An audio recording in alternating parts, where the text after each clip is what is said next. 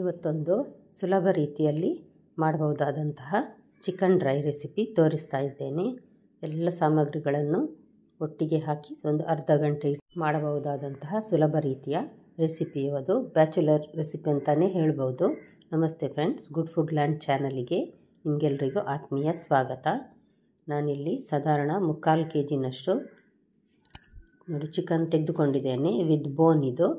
ಇದಕ್ಕೆ ಕೆಂಪು ಮೆಣಸಿನ ಪುಡಿ ಸಾಧಾರಣ 1.5 ಟೇಬಲ್ ಸ್ಪೂನ್ ಮತ್ತು ಹಳದಿ ಪುಡಿ ಒಂದು ಅರ್ಧ ಚಮಚ, ಸಣ್ಣಗೆ ಕಟ್ ಮಾಡಿದ ಬೆಳ್ಳುಳ್ಳಿ 1 ಟೇಬಲ್ ಸ್ಪೂನ್, ಸಣ್ಣಗೆ ಕಟ್ ಮಾಡಿದ ಶುಂಠಿ 1 ಟೇಬಲ್ ಸ್ಪೂನ್ ಹಾಕಿದೆ ನೋಡಿ. ಇದು ಒಂದು ದೊಡ್ಡ ಈರುಳ್ಳಿ ಅಥವಾ ಈ ರೀತಿ ಸ್ಲೈಸ್ ಮಾಡಿದಾಗ 1 ಕಪ್ ಆಗುವಷ್ಟು ಈರುಳ್ಳಿ. ಇದು ದೊಡ್ಡ ಈರುಳ್ಳಿ ತೆಗೆದುಕೊಂಡಿದ್ದೇನೆ, ತೆಳುವಾಗಿ ಕಟ್ ಮಾಡಿ ಇದಕ್ಕೆ ಹಾಕಿದ್ದೇನೆ. ಈಗ ನೋಡಿ, 1 ಹಿಡಿಯಷ್ಟು ಕೊತ್ತಂಬರಿ ಸೊಪ್ಪು, ಇವಾಗ ಕಸೂರಿ ಮೇಥಿ ಸಾಧಾರಣ 1 ಟೀ ಸ್ಪೂನ್ನಷ್ಟು ಕಸೂರಿ ಮೇಥಿಯನ್ನು ಇದಕ್ಕೆ ಹಾಕ್ತೇನೆ. ಒಳ್ಳೆ ಪರಿಮಳ ಮತ್ತು ರುಚಿ ಕೊಡ್ತದೆ ಈ ಕಸೂರಿ ಮೇಥಿ. 2 ಟೇಬಲ್ ಸ್ಪೂನ್ನಷ್ಟು ನಾನು ಎಣ್ಣೆ ಹಾಕ್ತಾ ಇದ್ದೇನೆ. ಯಾವುದೇ ಎಣ್ಣೆ ಹಾಕ್ಕೊಳ್ಬೋದು. ನಾನಿಲ್ಲಿ ತೆಂಗಿನ ಎಣ್ಣೆ ಹಾಕಿದ್ದೇನೆ. ನಂತರ ಒಂದು ಅರ್ಧದಷ್ಟು ದೊಡ್ಡ ಲಿಂಬೆ ಹುಳಿದು ಒಂದು ಅರ್ಧದಷ್ಟು ಲಿಂಬೆ ರಸ ನೋಡಿ ಹಾಕಿದ್ದೇನೆ ಇದಕ್ಕೆ. ಇದನ್ನೆಲ್ಲ ಒಂದು ಸಲ ಚೆನ್ನಾಗಿ ಮಿಕ್ಸ್ ಮಾಡುವ ನಾವು. ಮೆಣಸಿನ ಪುಡಿ ನಿಮಗೆ ಖಾರ ನೋಡಿಕೊಂಡು ಹಾಕ್ಕೊಳ್ಬೋದು.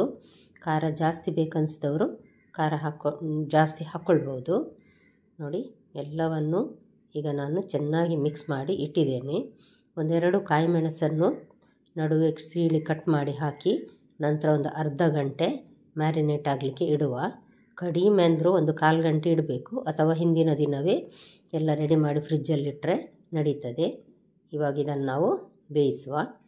ಒಂದು ಪ್ಯಾನಿಗೆ ನಾನಿಲ್ಲಿ 2 ಟೇಬಲ್ ಸ್ಪೂನ್ನಷ್ಟು ಎಣ್ಣೆ ಹಾಕಿದ್ದೇನೆ. ತುಪ್ಪ ಹಾಕ್ಕೊಳ್ಬಹುದು ಬೇಕಿದ್ದರೆ. ಸಣ್ಣ ತುಂಡು ಚಕ್ಕೆ, 3 ಏಲಕ್ಕಿ, 4 ಲವಂಗ, ಇದೆಲ್ಲ ಒಳ್ಳೆ ಪರಿಮಳ ಮತ್ತು ರುಚಿ ಕೊಡ್ತದೆ ಈ ಚಿಕನ್ ಡ್ರೈ ರೆಸಿಪಿಗೆ. ನೋಡಿ, ಈಗ ಮ್ಯಾರಿನೇಟ್ ಮಾಡಿದ ಚಿಕನನ್ನು ಹಾಕ್ತಾ ಇದ್ದೇನೆ ನಾನಿಲ್ಲಿ. ನೀವಿನ್ನೂ ನನ್ನ ಚಾನಲನ್ನು ಸಬ್ಸ್ಕ್ರೈಬ್ ಮಾಡಿಲ್ಲ ಅಂದರೆ ದಯವಿಟ್ಟು ಸಬ್ಸ್ಕ್ರೈಬ್ ಮಾಡಿ, ಹಾಗೂ ನಿಮ್ಮ ಫ್ಯಾಮಿಲಿ ಫ್ರೆಂಡ್ಸಿಗೆ ಶೇರ್ ಮಾಡೋದನ್ನು ಮರಿಬೇಡಿ. ನಿಮಗೆ ಇಷ್ಟ ಆದರೆ ಖಂಡಿತ ಲೈಕ್ ಬಟನನ್ನು ಪ್ರೆಸ್ ಮಾಡಿ. ಒಂದು 6-7 ನಿಮಿಷ ಹೈ ಫ್ಲೇಮಲ್ಲಿ ಈ ರೀತಿ ಫ್ರೈ ಮಾಡಬೇಕು. ಕೋಳಿಯ ಬಣ್ಣ ಬಿಳಿ ಬರ್ತದೆ ನೋಡಿ, ಅಷ್ಟರವರೆಗೆ ಪಿಂಕಿಂದ ಬಿಳಿ ಆಗ್ತದೆ. ಅಷ್ಟರವರೆಗೆ ಇದನ್ನು ನಾವು ಹುರಿಬೇಕು. ಚೆನ್ನಾಗಿ ಹುರಿದ್ರೆ ಒಂದು ಅರ್ಧ ಭಾಗದಷ್ಟು ಇದು ಬೇಯ್ತದೆ, 50% ಕುಕ್ ಆಗ್ತದೆ. ಇದು ಚೆನ್ನಾಗಿ ಈ ರೀತಿ ತಿರುಗಿಸಿ ಫ್ರೈ ಮಾಡಬೇಕು.